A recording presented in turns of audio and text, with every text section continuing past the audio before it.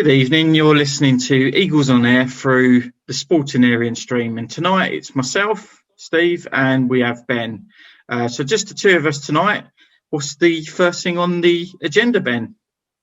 Let's start with the lineup. And do you agree with the players that you picked against Wolves? I've got to say, I was very disappointed in the lineup, purely on the basis that yet again another home game where going into a game with no attacking ambition, not one bit of ambition really to take the game to Wolves, who let's be honest, they've had a real patchy season, and they haven't replaced Jota. That's massively apparent. They bought a couple of young kids. They've got that kiddie on loan that they've just taken as well. Jose, I think is William Jose, and the other kiddie up front, I think it's just 18. He looks quite weak really on the ball, but he'll improve. But I think without Jota and without Jimenez, they're a different side altogether, and I've shown that the results that they've made so far been very patchy overall. So I just felt that we would be a little bit more attacking in our mindset, especially on the ball. And I think when we got the ball, we're just in the same thing. We just kept going back again. And, to end the game with 2 shots on target, I think it's unacceptable. You can never tell, for me so far this season, other than the game against Leeds, who's the home team? You can't tell. Yeah, no, I completely agree. I don't know what you did to get in the team, really. Batshuayi obviously scored against West Ham, so I sort of understood that. I was a bit lost to why Benteke didn't feature. Mateta didn't even get any minutes. Bit strange. I thought PVA had a pretty good game at the back. A lot of people were delighted with the result and said we looked fantastic, but I just didn't think that Wolves offered anything. I think Wolves really sat behind the ball. I think that played into our hands. Given the fact it's the third time we played them this season as well, I thought that we know them quite well. We know that side. We know what's needed, and I don't think we adapted at all. Hodgson just sat there and he done his usual story, same tactic. Off you go, boys. Give it a go. But with that defensive mentality still at the heart of their mindset. I mean, countless amounts of times Wilf got the ball, apart from when he got through in the first half, and in the second half when it was 2-on-2 and he cut inside and hit the crossbar. Other than that, each time he got the ball, he just turned around and passed it straight back. I just think, I've said it before, I think I said it in the last show possibly, but I just think Hodgson is stifling the life out of some of our players. And, the more attacking players like Wilf and Eze, he's totally the wrong manager to be having, coaching these players or giving them guidance, because the guidance he's giving is just the polar opposite is what's needed. We looked a bit lost, didn't we? Really, we didn't.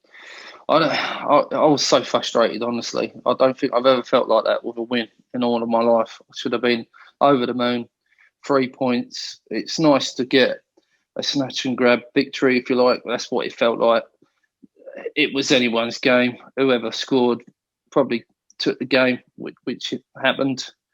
But apart from that, it was, I think I had my head in my phone after the game. It was, honestly, it turned me off completely. The player selection I looked at and just thought, what is going on? You got Townsend on the bench, who's a winger, and we just keep playing players out of position. It's infuriating. Benteke, I think, has been good most of the season. All right, he hasn't scored, but he does bring a lot to the team. Well, given the fact that he brings a lot to the team, given the fact that the Wolves' defence hasn't been great this season, apart from Roman Saiz, who potentially might leave, it appears that some of these players look at Wolves as a kind of stepping stone to move on. which is fair enough, by the by. And he does look a quality defender, but I think I can't remember the name of the other defender they had. Let's have a quick look. But I felt like he made quite a few mistakes. I felt like he didn't really look like he had gelled with size. Well, I think that they were there for the kill. Their form's been horrific. Okay, you can argue our form's not been fantastic, but I just wanted to see some good football. I wanted to see. I'm not gonna. Maximilian Kilman, that was the one. Yeah. And I don't know. I actually felt even though Cody got the ball on that challenge to Zaha, I actually felt that he got a bit of Wilf as well. Yeah. And it could have gone either way, because we've seen with a lot of the decisions on VAR. You know, you call it, you look at it, and you think that's going to go our way, and then it doesn't. And in another match, a similar sort of thing happens, and it don't go your way. I think he definitely got Wilf, but like you say, he 100% got the ball. I was watching it with a pal. Oh yeah, he got the ball. He did get the ball, but he got Wilf as well a little bit. But you have seen them given this season, and you have seen them not given. I think there was a lot more passion. I think Milivojevic probably had one of his best games in a shirt for us in a long, long time. I think he's breaking up the play was superb. His passing not so good, but he did break up a lot of their play, which is pretty much what he's there for. But Gyro being number 3 is very distasteful. As soon as Gyro came on, he changed the dynamic of the game, and he's done it so many times this season. He's sat there, he's waited, he's come on, the dynamics changed, and then everyone's lauded over the fact of what he's done. Everyone said, "Oh, you've had an absolute blinder," and what happens the next match? He gets dropped again. It doesn't make. I'd love to hear what Hodgson says. I'd love to hear what he sees, because what we all see as fans, I don't think he sees 1 ounce of what we see. It's just, this week you've been my mate, this week you're in. But he even turned around, I think it was before the game, and the team sheet was sort of queried with him, and he said, "Oh, I think Jordan and Batshuayi have been quite patient, and they deserve their chance this week." Well, maybe so, but I'm a believer in play your best team, and equally, what's the point in going out and getting a striker? Because we said we can't score goals, because Benteke struggled. Yes, he picked up 3 goals, and has done well and has played well. But I just think we need to go back to 4-4-2 and have 2 people up front, have 2 wingers, Wilf down one side, Townsend perhaps on the other, 1 defensive midfielder. Just scrap the 2 defensive midfielders, because it's all you're doing is each game you're just saying, look, whoever you're playing, come at us. Yeah. Come at us, because all we're going to do is we're just going to defend against you. We're just going to hold you. We're just going to hope that we can counter-attack you and we can then score. But as we said last week, don't matter how many times we counter-attack, we are not clinical. So we've gone out to buy someone to change that. And he didn't come in the first game because apparently there was a bit of a balls up with the paperwork. Yeah. But don't come out and say, "Oh, yeah, he'll be in the squad and he'll get minutes." If you ain't got any intention of playing him, well, what's the point? It's a complete waste of everyone's time. And he wasn't carrying an injury.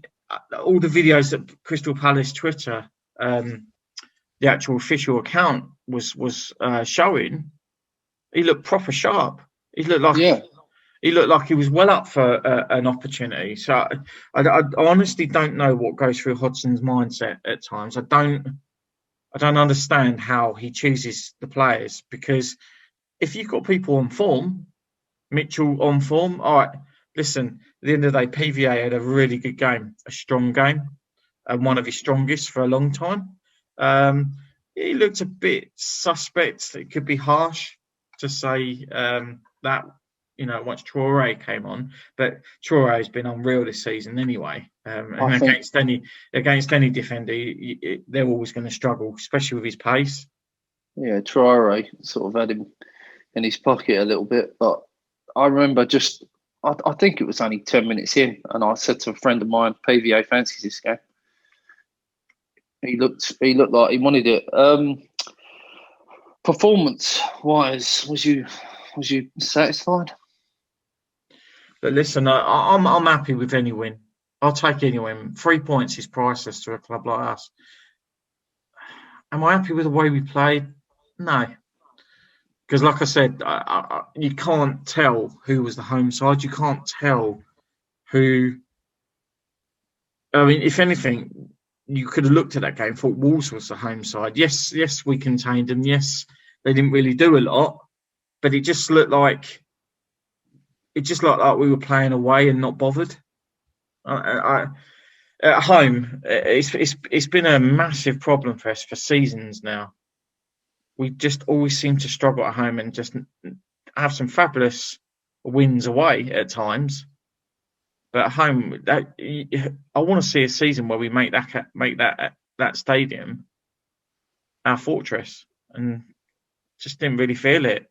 And yeah, again, it was just another poor performance. Luckily for us, Wolves were not at the party really. Well, I tweeted up about it and said if we play like that in the next 5 games, we're going to come a bit unstuck, because I think the teams that we've got coming up have got more about them to punish us. Problem we got, Ben, is that we can't keep playing like this and hoping that we steal a 1-0 win here or there, or we nab a goal just and then think that we can hold it out. I mean, the 2 substitutions that we brought on, Gyro, as I said, he should have been starting. I don't agree at all with what Hodgson's doing with him. And bringing on Ward for Klein, I mean, I don't know if he picked up an injury, but it didn't look like he had. Just seemed to be a really odd thing to do. If you've got no intention of bringing Mateta on, I would have brought on Benteke and thought, come on, mate, let's just give them a bit of a problem for the last sort of 10 minutes or so to think about up front, and maybe nab a second goal, or, just give ourselves that opportunity to do that. Well, with Benteke, whenever we get a long ball up the pitch, pretty much 9 times out of 10, he's going to bring it down. He's going to bring others into play. And I think we really do miss that. I mean, maybe not in the against Wolves. We didn't oof it so much up the pitch. It was more pace, passing based. But realistically, possession just means absolutely zero to me. And when people are like, "Oh, we have all this possession," yeah, but all that really matters if you put a ball in it.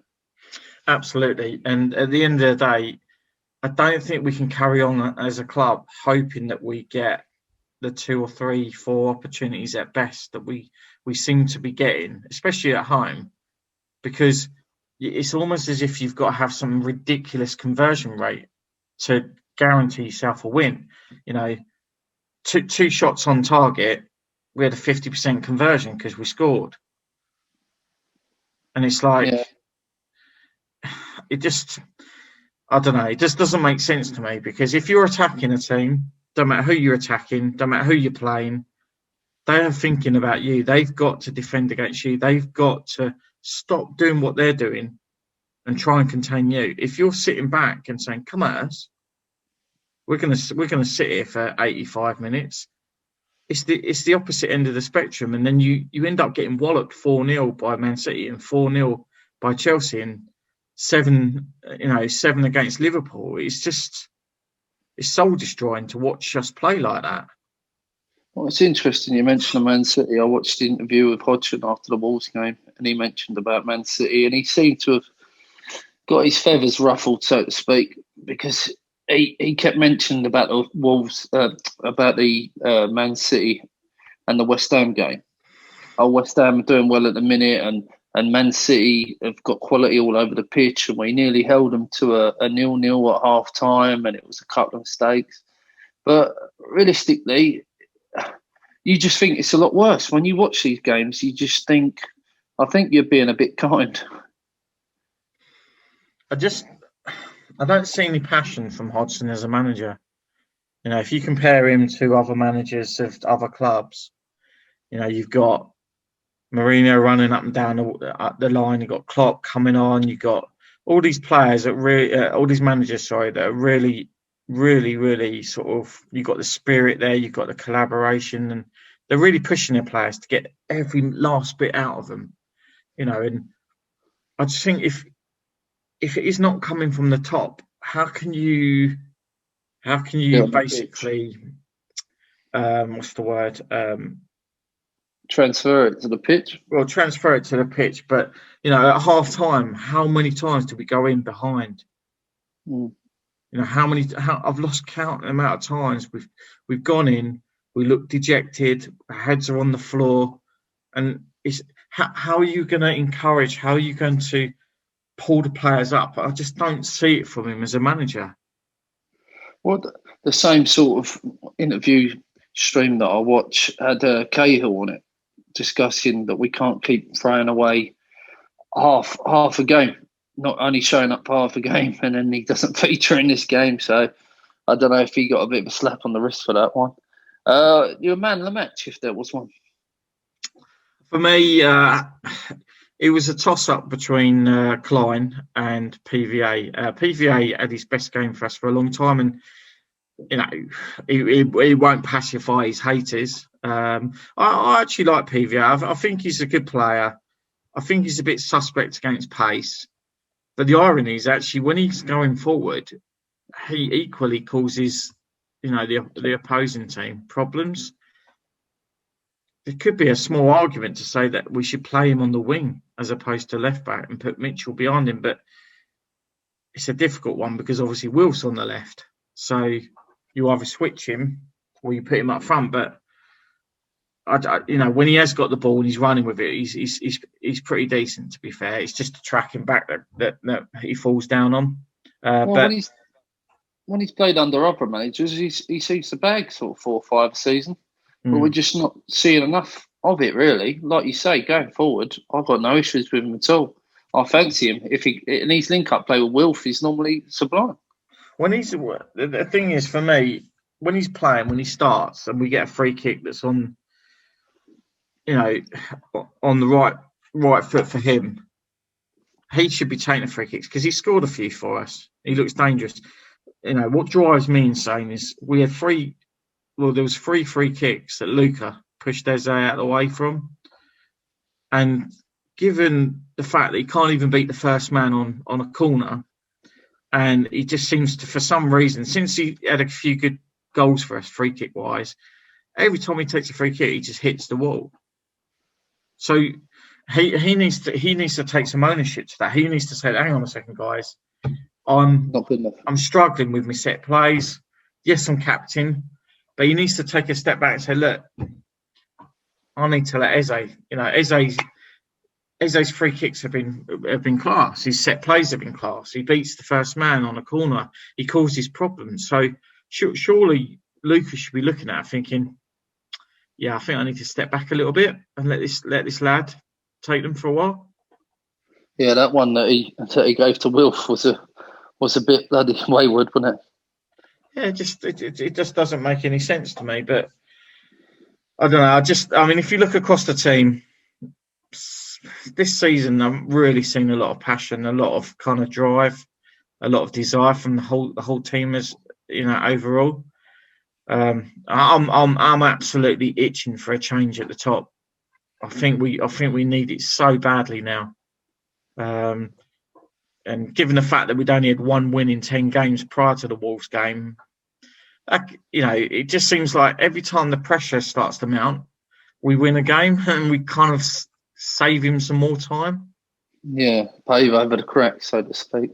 Well, I talked to one of my pals who's an Arsenal fan, and he was saying to me about Simon Jordan, talking about us linked to Lampard. And to be honest, I've not really given it that much thought. But when you do think about it, we want a manager in that's going to play youngsters, that's going to bring them through the team. What did he do at Chelsea? He's done just that. He's linked to Chelsea with the youngsters. He could pull them in. So if that's what we want and he's available, what are we doing? Well, this is the thing. We can't keep.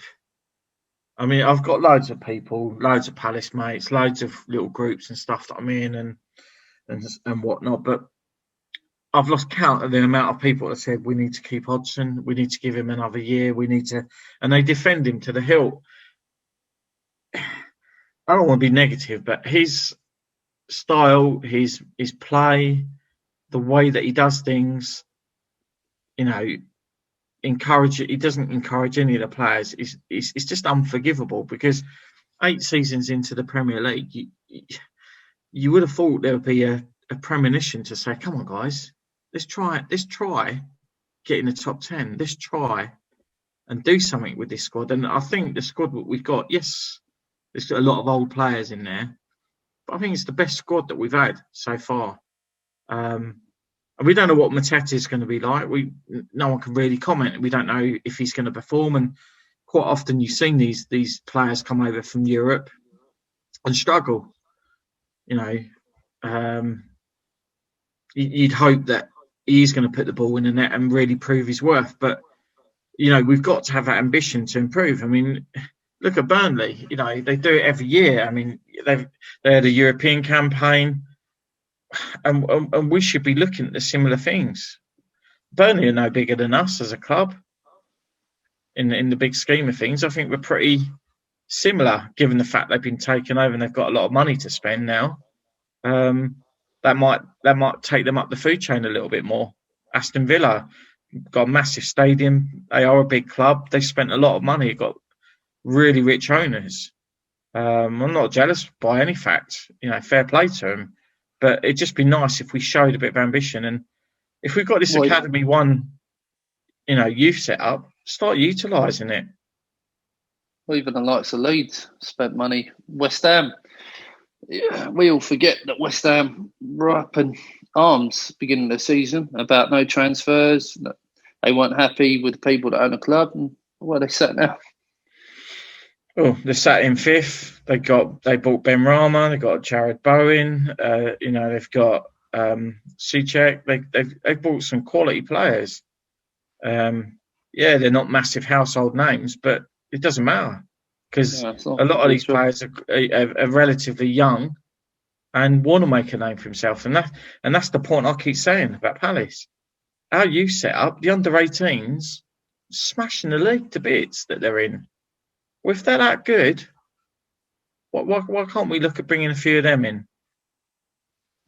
Yeah, no, I agree. If they're ready to play and they've obviously got that confidence behind them being top of the league, then they should definitely get a chance. I think we should look at cup games, really alter the team to a younger team, if I'm honest, if we want to do that. But I just think that Frank Lampard would offer Palace a lot. Frank Lampard would offer us a massive. It would be a massive kind of push in terms of the feelings within the fans. It bring a good feel factor, I think, because he does invest in youth. He does give them a chance, and he has been able to attract some decent players. Be it they haven't gelled, be it he's assembled a squad at Chelsea that is too many players. I think he needed a bit of a clear out, to be fair, because a lot of them aren't going to get game time. But at Palace, I think he'd do an amazing job, and he's still young. With Mateta, say we put him on. At the minute, we're struggling to create chances and shots. So is that going to change if he is on the pitch? Because there's obviously an issue somewhere that is stopping us from creating chances. I just think you nailed it earlier, and we said it last week. Hodgson, all he wants to do is it's like he wants to push these players to be playing in positions that don't suit their style, B, don't suit the way that they play, and see it just doesn't fit within the Palace team. And you see it so often. I mean, what he did to Max Meyer was horrific. You know, it was like he literally tried to force the guy to be a left winger, and he's never a left winger.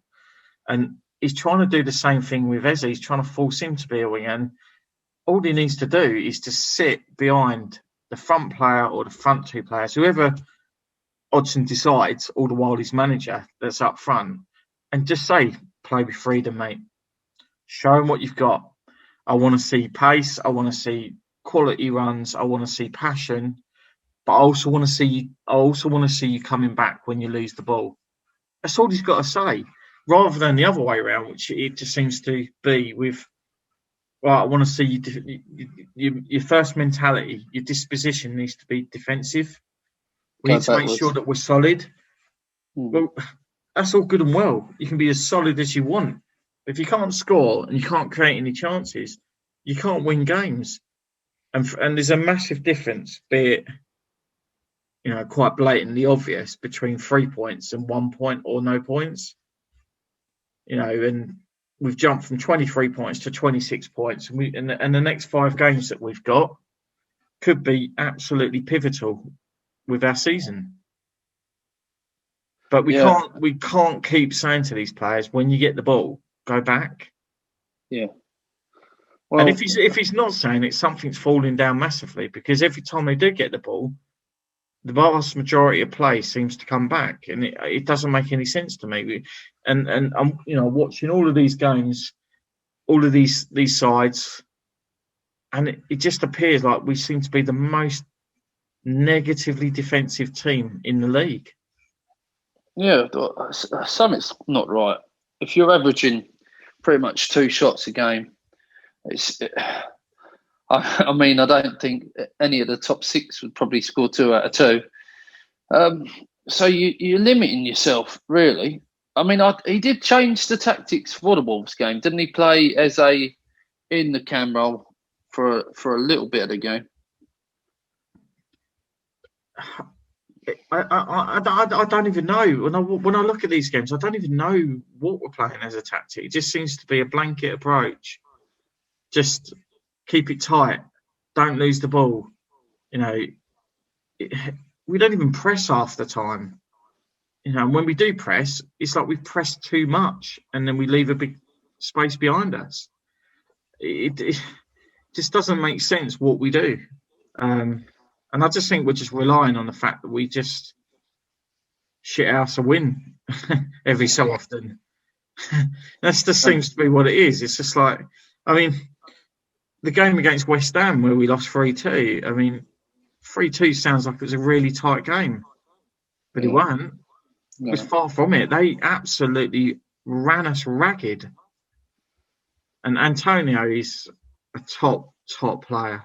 Top drawer. He was so unlucky not to score on the night, but they could have had 5 or 6 against us if they'd have converted all the chances they had. Yeah, our defending. If you compare it, the problem is comparing it to the Wolves game. It's like comparing chalk and cheese. Wolves offered absolutely 0, whereas West Ham were constantly knocking at the door. So comparing them is completely out of shape. That's why I'm saying that if we play like that against a team like a West Ham, I think I even tweeted a guy saying if we'd have played West Ham again, the scoreline probably would have been the same again, because Wolves just didn't offer anything going forward. I mean, there was a couple of chances, but I'd like to say that both teams had 2 shots on target. That was the story of the game, really. Just a game of nothingness, and we managed to get the 3 points. But we really need to kick on from this. We really need to put that behind us, go with the confidence now, and try and enjoy playing football again, because I really don't think I can watch that sort of football week in, week out. That was painful.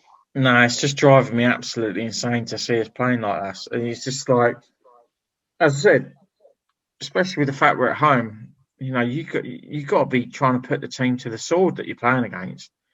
You know, and yeah, I'm grateful for the win. Absolutely grateful. You know, you can't beat a feeling of winning and getting those 3 points, but we never seem to make it easy. It just It seems seemed to be such an ordeal to make a game, or go into a game and just basically be convictive in terms of the way that we convert our chances and just put a game to bed. it just seemed like I suppose it was two teams in really poor form fighting for relegation. If you'd have watched that game and someone turned around and said to you, these two are at the bottom of the table, you'd have gone, yeah, I can see that. And that's sort of how it panned out. Players, well, with the transfers, it seems like we're not going to bring anyone in. Damari Gray, I think we absolutely missed a gem there. I really can't get my head around that at all. It's absolutely crazy. So we'll have to be on to player contracts and nailing players down. Yeah, I mean, I agree with you on the Damari Gray at £2 million, 24. Got a point to prove, fallen by the wayside, so he's definitely needs to prove himself. To allow a player, I mean, it could have been purely down to wages. We could have been in for him, but nothing was really said. But to allow a player like that, especially at that price, to slip through your grasp, I just think it's absolutely criminal how we're a London club. We can guarantee him first team football. We can guarantee him that he'll start. I'm flabbergasted that we couldn't even sign a player like him. Well, we're losing Townsend. His contract's up. Schlopp's injured.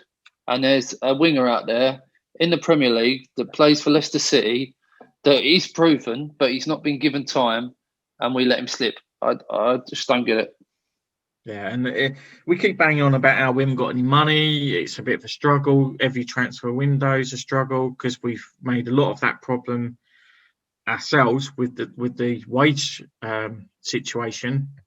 But given the fact that there's a lot of players that are probably going to go, I just don't really know why we couldn't have offered something to Damari Gray. And even if he signed for us, and we were paying him £100,000 a week or something like that, or whatever it turned out to be, give him a 4-year contract, it doesn't work out, you're going to make some money on him. It's an absolute given that you will. Have we not got a poll? Was he not interested? Maybe we did have interest, but to go all the way over to Germany just seems ludicrous to me. You live in England, you come to London, you'll be on fairly decent money. I don't see how we can't rope a player like that in. No, it is a bit worrying if you look at it from that perspective. If we've not got the attraction to players to want to come to us, especially if you're looking at our squad from outside, and that position is pretty much apparent that it's going to be an opportunity to fill, especially if Townsend does go, which his contract's going to finish. You would imagine that there's a big opportunity there that could really pull you. But Bayer Leverkusen over Palace. I mean, the only thing I can think of is I don't know where Leverkusen are, but I think they're in the top 4, aren't they? So it could simply be Champions League football that's enticed him, or the opportunity of it. Yeah, which of course we can't clearly compete with. Yeah, definitely. Goya, we talked about a little bit before we started the show. I believe that he's going. The talk is that he's going to Sociedad. So if that's the case, why is Butland not given a jersey? If Goya wants to get out, I know he's a fantastic keeper. He's done us well. There was reports before he came over the year before that he was trying to get out of it, that he wasn't really happy, but he's done his service, he's done his contract, so to speak. I don't think there'll be any ill feeling, but if he is going, then surely we need to get Butland in between the sticks as soon as possible. Yeah, I mean, is Butland as good as Gaeta? Not sure. The old Butland, absolutely. He's definitely fallen by the wayside. I was surprised that we got him, and I was surprised that we got him so cheaply, and that we were even in for him. So, I personally, the old Butland, that's a fantastic transfer for us. buying him. And it's probably still there. Confidence affects players. We all know that, and mistakes creep in, understandably. But the old Butland, if he re-emerges, and he's had a couple of good games for us this season when he's had a chance, all day long at 27, has got plenty of time ahead of him. Big difference between him and Gaeta. Gaeta is just about to turn 35. So, whilst he was a cracking signing, Gaeta, he's coming towards the twilight end of his career. And perhaps he does just want to go back to Spain. Perhaps he just hates the climate. Who knows what's going through his mindset? But if that's where he wants to go, good luck to him. But I just think Butland can easily fill the number one shirt, and for us as Palace fans, be totally confident in his ability and what he's going to do. The only issue lies with who backs him up, and I think Hennessy's going to go, and he's not cutting it really for us. He's made so many mistakes. He's done so many bad things for us. He's probably going to end up against at a Championship club perhaps. So we probably do need to go out and find another keeper to back Butland up. And Romero at 34. Oh, was he 34? Jesus. Yeah, it's just, perhaps the long-term vision is that he does. We do get a keeper like him in to back Butland up. I don't know. Maybe Gaeta said that I do want to go. Who knows? He's been a cracking player for us. He's caught the interest of Man City last season for a brief moment, and he's made us solid between the sticks. The only problem has been what's been in front of him, because he can't save everything. No, well, I've read a lot of tweets, even in the Wolves game, about people slagging him for mistakes, and I just thought that guy has saved us more points than he's lost us by a mile. Well, that header, as soon as that header was met, and it was a free header, I thought that's in the back of the net, and he's got his hand to it. I mean, he has saved us far more times than I can count. He's made a couple of mistakes, but then at the end of the day, if the people in front of him are making mistakes, it's hard not to be able to save them every time. Yeah. You're not going to do that. I mean, there's world-class keepers that have fallen back a little bit, like De Gea. Yeah. He's made loads of mistakes, but it's only what you've got in front of you that makes that confidence and that ability retain itself. And I think we've been so kind of haphazard at the back. We haven't had a partnership like we did last season at the back that's been consistent. We keep losing players to injury. KL got injured. Tompkins has got injured again. Sacco, he's just a waste of space. When he plays, he's great. And yeah, you're a little bit suspect because he might have a mistake in him, especially with his Cruyff turns and stuff that he messes around with. But he keeps getting injured.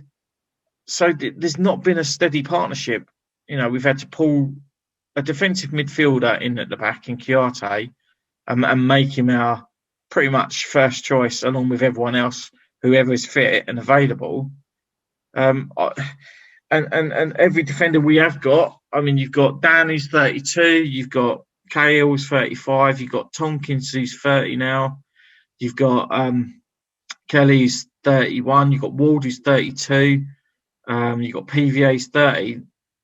We need a massive overhaul over that back four. Mitchell, for me, next season has to fill the left back position. He has to be first choice. If indeed we keep him, because I know Arsenal are interested in him. I did read about that, and apparently something's happened, and now they've changed their focus to PVA. I did read, so that's quite interesting. If they did do that, that might be a good little bit of money for us. I'm not saying that I'd want to see him go, but with what you've been saying, it's very worrying to me, because we've got a very old squad with a lot of them out of contract, and we're not bringing anyone in to fill the holes. So if you look at it, every single one of the defenders other than Mitchell realistically got no sell-on value. Every one of the midfielders, apart from Riedewald, Schlupp, and Wilf, you could sell Jordan Ayew, you could sell Townsend, you could make a little bit of money there. But McCarthy, he's 30, McCarthy's 32, you got Luca's 31, I think, or 30 now. There's not a lot of value in that other than Wilf, effectively, and Schlupp, but you'd want to keep Schlupp almost certainly. So we do need a lot of players, and it's not easy to do a massive squad overhaul. I've been kind of rapped on the wrist a few times in a couple of Palace groups over my suggestion that we need to get rid of a whole team and get hold of a whole team. But it's not that easy to do that, and you've got to have the money to go out and buy players. So for me, I think there has to be some gold in the youth. If the under 18s are ripping it up and they look top draw by the looks of it, surely a couple of them deserve a chance. I know Dreyer has been lauded by Hodgson on a number of occasions. Banks has been lauded on a number of occasions. Well, if you're gonna give them praise, you're gonna really give them some top comments like he has done. Well, I think there's an argument to say, right, they need to come into the first team fold. Not necessarily, they might not necessarily start, but at the end of the day, if you're going to lose a lot of players out of contract, and I just don't see who we're going to renew out of all that. The problem for me is that this is not an overnight thing. I think when we started doing a podcast, 2 years ago, we did a big thing about this, a big thing about players going out of contract, and it's just been left. It's just been like something you don't want to think about. You put it in the cupboard. You think, oh, I'll come to that later on. And now we're just running out of time. All these players are going to be out. Realistically, we could lose, 11 players? We could. and we're not bringing in people. So what do you do? Like, maybe for you, I know you're bursting to see the youngsters play, but to be honest, I think we've not got much of a choice. Well, the thing is, let's be honest. So far, we spoke about this last week. We spoke about this before. We've had two situations that have arose where we've had no choice at all. We couldn't even draft someone in that was injured and give them an injection and ask them to play. We had no choice whatsoever but to bring in Wan-Bissaka at the time.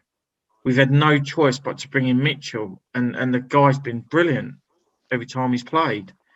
So it just feels abundantly clear to me that if you're going to bring some of these kids in, not always guaranteed, you can't sit there and confidently say, "Oh, we'll bring in this player, we'll bring in that player, and they'll perform just as well as the others have." You can't say that, but I think 100% hit rate's pretty good so far, to be fair, given the fact that we were forced, we had no choice. Given the fact that because of that, we've come out 50 million better off with Wan-Bissaka's sale. We might struggle to keep Mitchell. I don't know. I mean, if Arsenal are going to come in for him or another club, who knows? But I've always said it. All the while we've got a player, we rejoice while they're in the red and blue. I think Parish has got to take that same approach as he has with Wilf, with our players now. That if Mitchell is going to go, it's got to be money, and we've got to have a replacement. And at the minute, if we haven't got any money, we get into next season and we're still in the Prem. Hopefully, it's looking likely. Have we got resources? Have we got money? But the thing is, if we've got 11 players which are potentially going to leave us, and I would say you're probably approaching £1 million a week in wages out of all of them. Not quite as much, but not far off. there's a big argument to say, isn't it time, if we can't afford to go out and spend these fees, these transfer fees, to start exploring the free transfer market? Because every season that seems to go by, every other club's signing players on free transfers, and it's cost them nothing other than wage output. So if we've got all of that wage coming free, well, let's invest it properly, because we're used to paying that.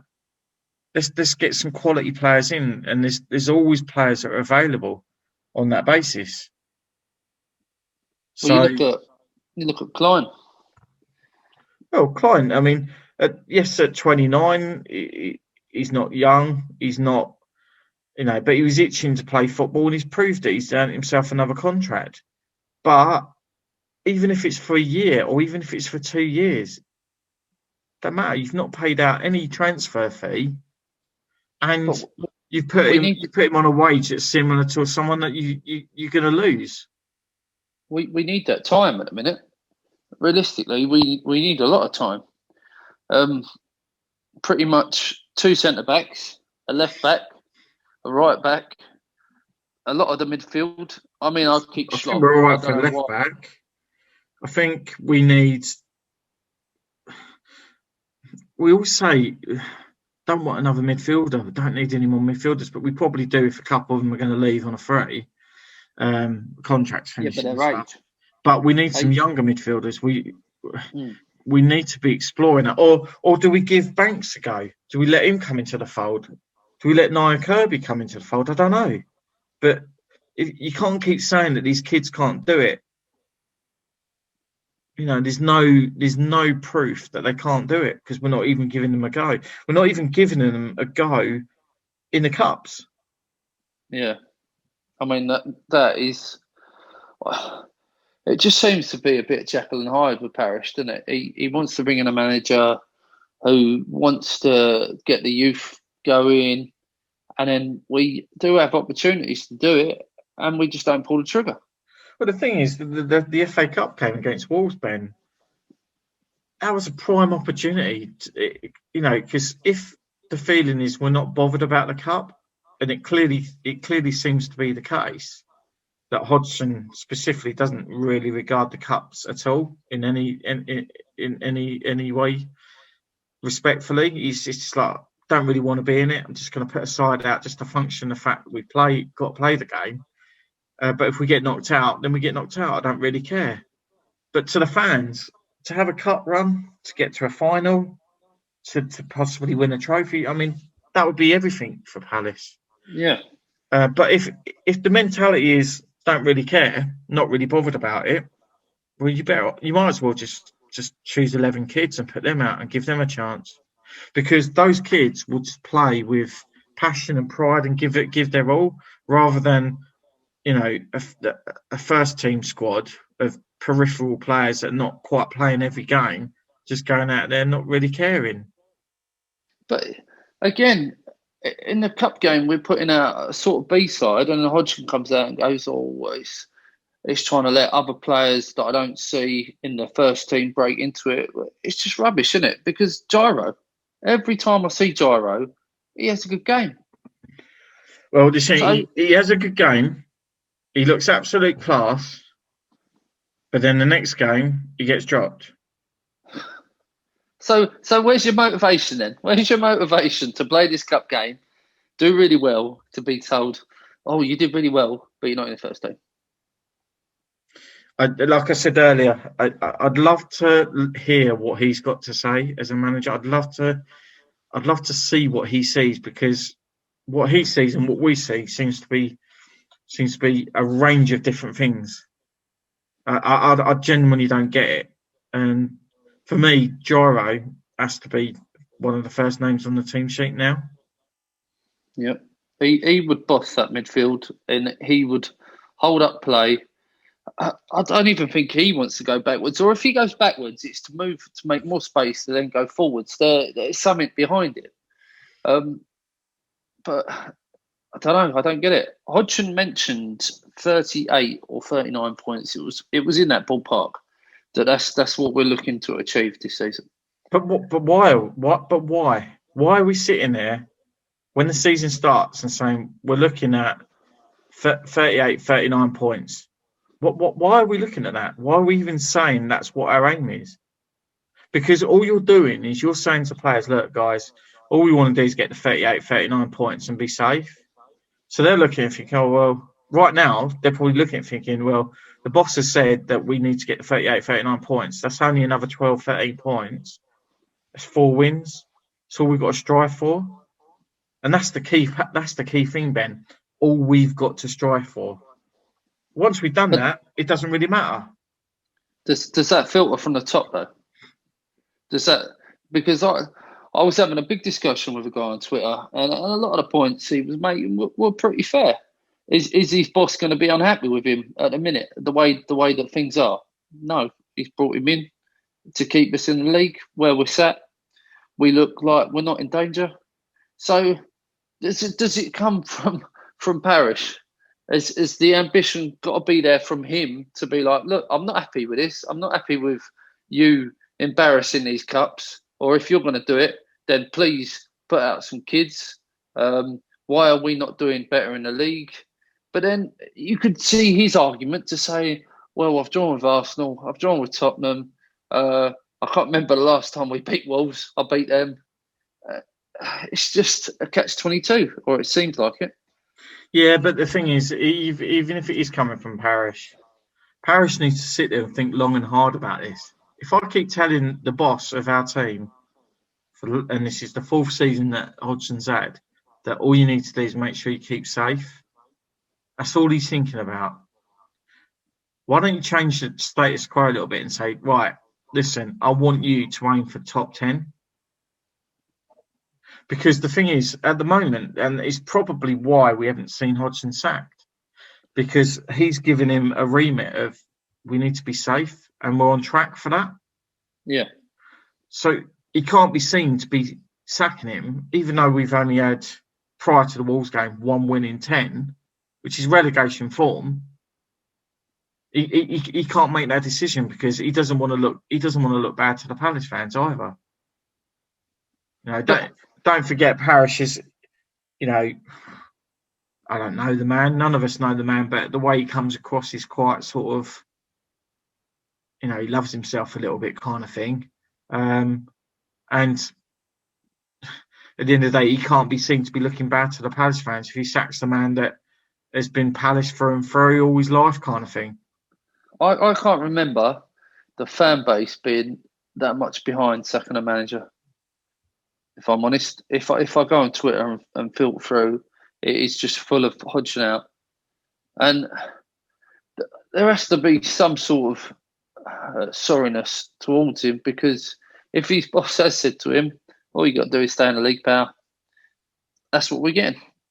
Thing is, though, there's also so many people that are backing Hodgson still and saying that he should stay, saying that he should be here for at least another season because he's the right man for the job. But playing that football, playing that way, and installing that into the players. If I owned a club, it don't matter whether it be Palace or whether it be anyone else, I wouldn't accept that as an owner. I'll be looking at it thinking, this football's horrific. You know, we're in the Premier League. We're in the top league in the world. We should be showcasing ourselves. We should be pushing. We should be trying to better what we did the season before. And we don't. We just go, well, you know, if we stay up, it's great, and that's all we need to do is maintain that. But sooner or later, if we don't invest and we don't get the right philosophy and the right manager in place, Hodgson can't keep going on forever. You know, sooner or later, we've got to make that change. We've got to say, right, let's bring someone in and give someone time.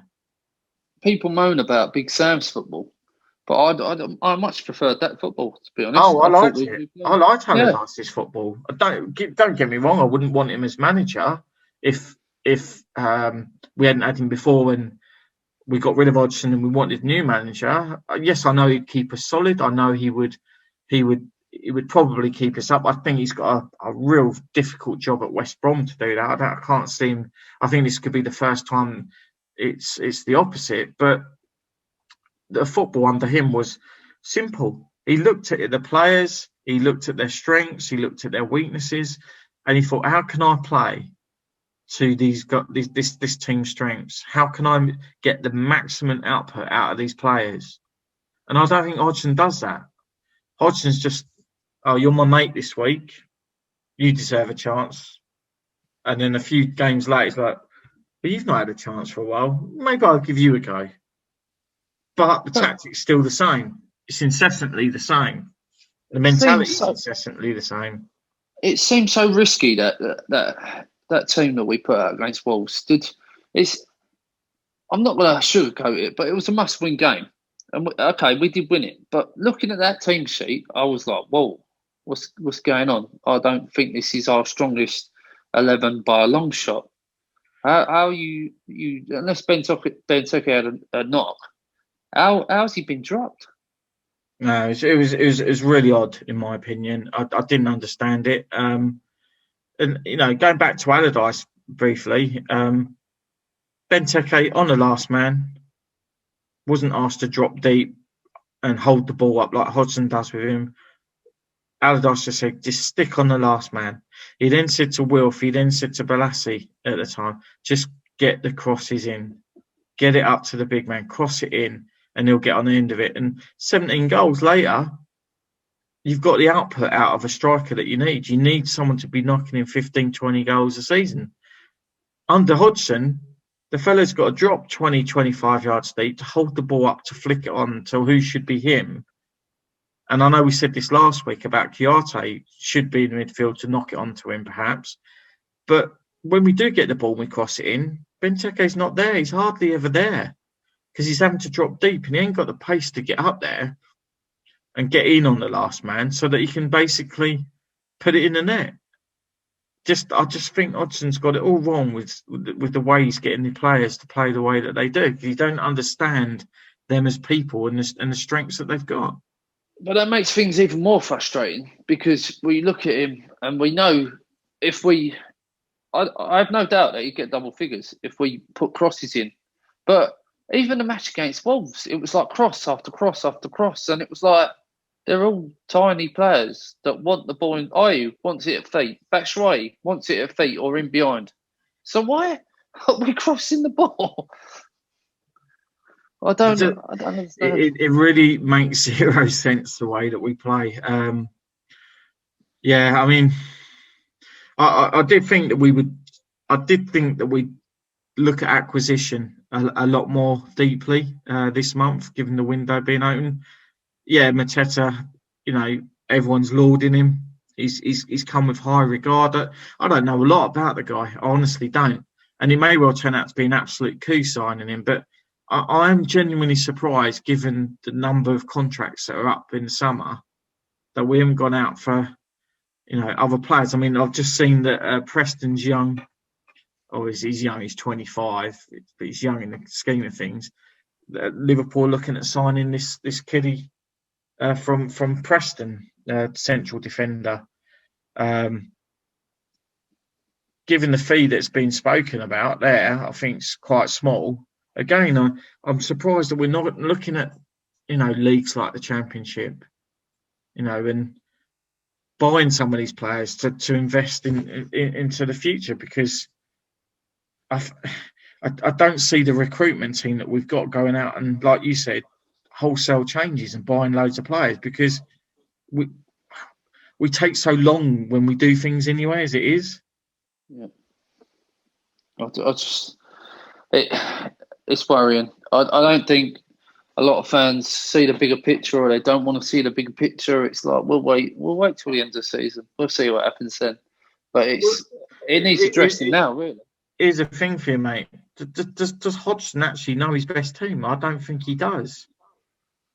Well, after that Wolves game, I'd have to say no, mate.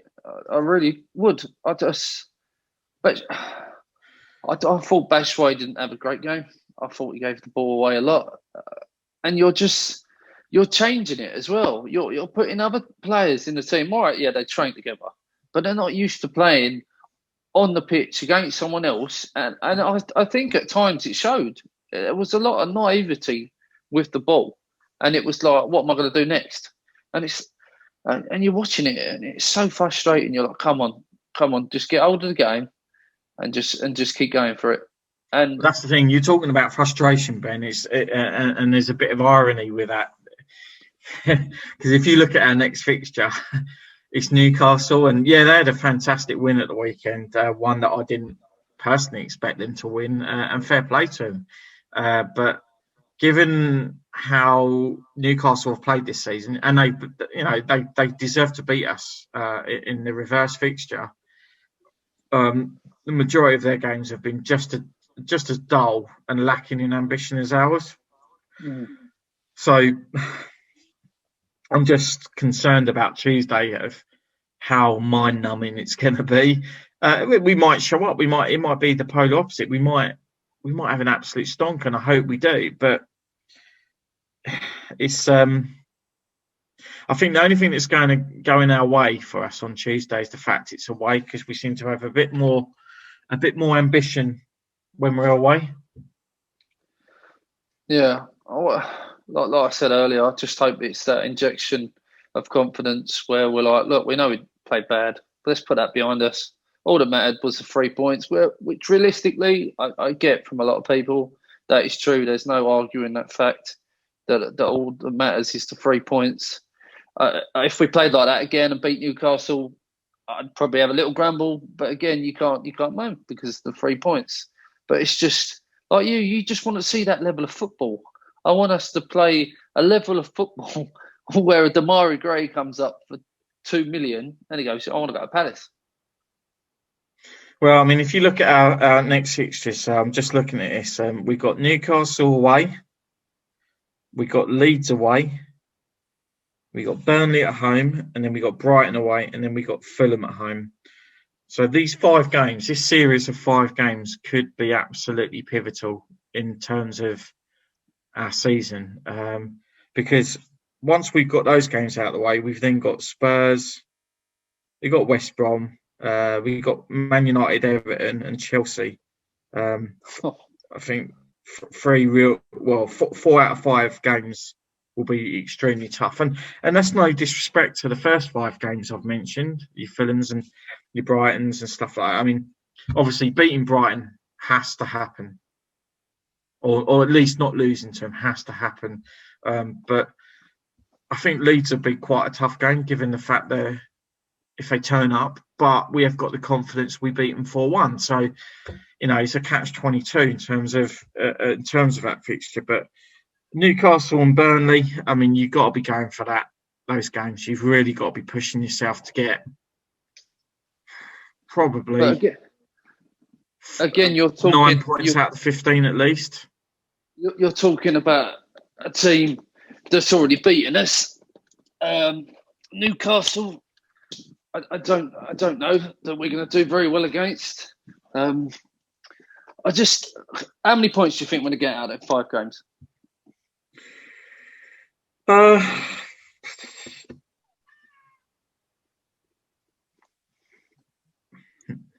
9 or 10. I think we're going to struggle. I think Burnley is going to be a tough game. Newcastle, tough game. Leeds, we turned them over. They want a point to prove. I mean, even Fulham, to a certain degree. Well, Fulham have been playing really well. I mean, they've not had the luck. They've got Loftus-Cheek, who's been playing brilliantly. I really wish we'd gone in for him as a loan. Well, again, why can't we attract him? He played at Palace. He knows what we're about. He knows the team. I think the fee that was mentioned, I think Chelsea was saying they wanted like 40 million for him or something ridiculous like that. But if they're going to loan him out, then why are we not snapping the loan? Well, that's what I'm saying. I probably would have rather have had him over Batshuayi. Yeah. But hindsight's a a wonderful thing, isn't it? At the end of the day. No, certainly. Those next 5 games, I'm really hoping we turn up, mate. I'm worried, really worried. Yeah, well, let's just hope. Let's just hope we turn up at least in the next game. It'd be good to get a couple of wins under our belt in a row. You know, there's a there's an argument to say it's boosted our confidence beating Wolves. So they were a tough side to beat, and it was a great win. But yeah, I'd like to think that we could probably give Mateta a chance in the game against Newcastle at the very least. Well, for me, he's got to start really. Let's show some ambition. Let's show that we watched the tapes last week, and it's not good enough. Okay, we got the win, and they stand in front of the cameras and they say, "Oh, we deserve to win that." But I just want to see more, mate. The passion level, you can argue, was a lot better in the Wolves game. But I just keep building up. Let's just keep the levels going. And I keep saying it. I'm really worried, mate. I think Newcastle coming off of that win. What is it? Everton they just beat. Yes. I mean, that was at Everton as well, if I'm not mistaken. Yeah, that'll give him a lot of confidence as well, naturally. But Gyro's got to play in that midfield. We need the creativity in midfield is what's stopping us. And you hit the nail on the head because we got two CDMs. We need to drop one. We need to put someone in there that's willing to take the ball and play it forward. Yeah. And at the minute we're just happy to sit behind the ball. And that's a great point to end the show with, because we're running out of time now, Ben. So just going to finish it off with just a note of what do you think the score is going to be against Newcastle? Why not? I'll take a draw, but I'd like to hope that we sneak a 1-0 win, or any win, but 1-0 I think we'll scrape a win. But you've been listening to Eagles on Air through the Sportanarium stream. I'm Steve, this is Ben, and we look forward to coming to you in next week's show and talking more Palace. Thanks, Ben. Take care, guys. Thanks, mate. Bye-bye.